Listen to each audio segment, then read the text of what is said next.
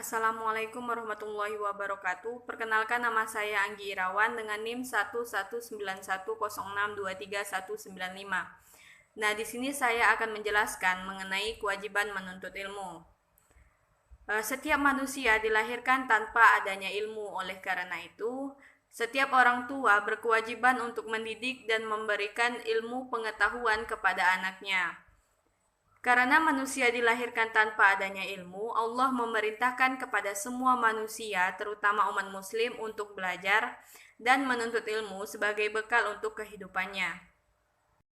Dalam pandangan Islam, ilmu adalah sesuatu yang tergolong suci. Ilmu bagaikan cahaya atau pelita di malam yang gelap.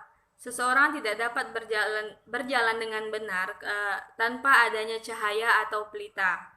Demikian pula dengan seseorang, mereka tidak akan mengetahui yang mana yang benar dan mana yang salah kecuali mereka berilmu. Mengenai perintah menuntut ilmu, Allah Subhanahu wa taala memerintahkan secara tersirat dalam wahyu yang pertama diturunkan kepada Nabi Muhammad SAW dalam Quran surat Al-Alaq ayat 1 sampai 5 yang berbunyi, A'udzu billahi minasyaitonir rajim. Bismillahirrahmanirrahim. Iqra bismi rabbikal ladzi khalaq. Khalaqal insana min 'alaq. Iqra wa rabbukal akram. Allazi 'allama bil qalam. 'Allamal insana ma lam ya'lam, yang artinya, bacalah dan menyebut nama Tuhanmu yang menciptakan, dia menciptakanmu dari segumpal darah. Bacalah dan Tuhanmu lah yang maha mulia, yang mengajarkan manusia dengan pena. Dia mengajarkan manusia apa yang tidak diketahuinya. Kandungan dari surat Al-Alaq ayat 1 sampai 5 ini adalah sebagai tanda bahwa Nabi Muhammad SAW menjadi utusan Allah yang memerintahkan Iqra, yang artinya adalah membaca. Meski tidak secara langsung kita diperintahkan untuk belajarlah, tapi makna membaca di sini adalah makna tersirat atau perintah tersirat dari Allah Subhanahu wa taala kepada manusia. Karena membaca merupakan salah satu untuk belajar. Nah, membaca di sini bukan hanya membaca buku atau materi pembelajaran, tetapi juga bermakna sebagai perintah untuk membaca dan memahami tanda-tanda kebesaran Allah Subhanahu wa taala. Selanjutnya surat At-Taubah ayat 122 yang berbunyi, A'udzu billahi minasyaitonir rajim. Bismillahirrahmanirrahim. Wa ma kanal mu'minuna liyanfiru kaffah falaula nafaro min kulli firqatin minhum ta'ifatul liyatafaqahu fid din waliyunziru qaumahum iza raja'u ilaihim la'allahum yahzarun. Artinya, tidak sepatutnya bagi mukminin itu pergi semuanya ke medan perang. Mengapa tidak pergi dari tiap-tiap golongan di antara mereka untuk memperdalam pengetahuan mereka mengenai agama, dan untuk memberi peringatan kepada kaumnya apabila mereka telah kembali kepadanya, supaya mereka itu dapat menjaga dirinya.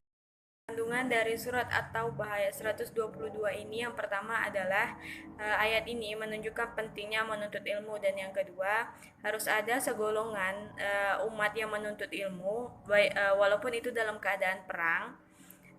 Ketika perangnya adalah fardu kifayah, maka sebaiknya orang harus konsentrasi untuk menuntut ilmu. Dan yang ketiga, di setiap kaum, kabilah atau perkampungan wajib ada yang menuntut ilmu agar kampung tersebut tidak dilanda dengan kebodohan. Yang keempat, di setiap kaum, kabilah atau perkampungan juga harus ada yang berdakwah dan memberikan peringatan. Dan yang kelima, misi orang yang menuntut ilmu adalah mengajarkan ilmu itu kepada orang lain.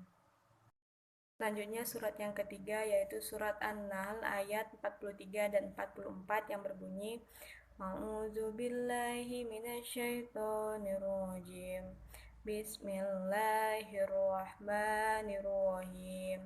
وما أرسلنا من قبلك إلا رجالا نوحي إليهم فاسألوا الذكر إن كنتم تعلمون بالبينات والزبور وأنزلنا إليك الذكر لتبين الناس ما نزل إليهم ولعلهم yatafakkarun, yang artinya dan kami tidak mengutus sebelum kamu kecuali orang-orang lelaki yang kami berikan wahyu, maka bertanyalah kepada orang yang mempunyai pengetahuan jika kamu tidak mengetahui keterangan-keterangan atau mukjizat dan kitab-kitab dan kami turunkan kepadamu Al-Quran agar kamu menerangkan kepada umat manusia apa yang telah diturunkan kepada mereka supaya mereka memikirkan. Tafsir dari surat An-Nahl ayat 43 dan 44 ada dua. Yang pertama yaitu mengenai para utusan yang rata-rata adalah laki-laki, dan yang kedua yaitu mengenai apa yang dibawa oleh masing-masing utusan.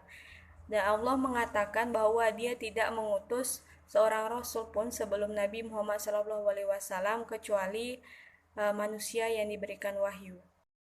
Sekian penjelasan dari saya, lebih dan kurang saya mohon maaf. Wabillahi taufiq wal hidayah. Wassalamualaikum warahmatullahi wabarakatuh.